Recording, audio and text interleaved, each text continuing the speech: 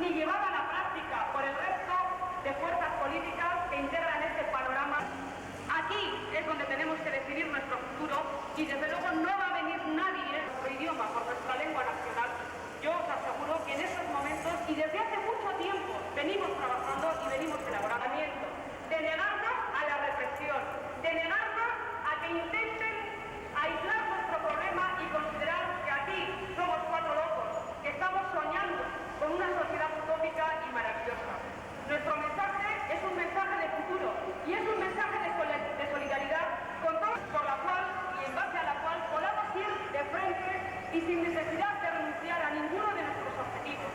Una alternativa tan devaluada en esta institución tan podera. Los presos están sufriendo esta política de dispersión, de aislamiento, en estos momentos que hasta los familiares están siendo...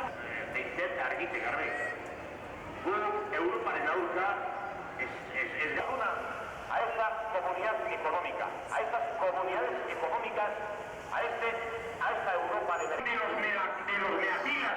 No queremos que sea esto la gran banca ambrosiana del Vaticano, señor Arzallus. Eso para usted y para los que crean en todos ustedes. Nosotros tenemos nuestro proyecto para Europa y no solamente para Europa. Tenemos nuestro proyecto también para autores y que son los que ustedes, señor Arzallus y señor Ardanza, les mandan contra el pueblo y les mandan contra los trabajadores. Esa es la Europa que nosotros queremos. Ese es el mercado común que nosotros queremos.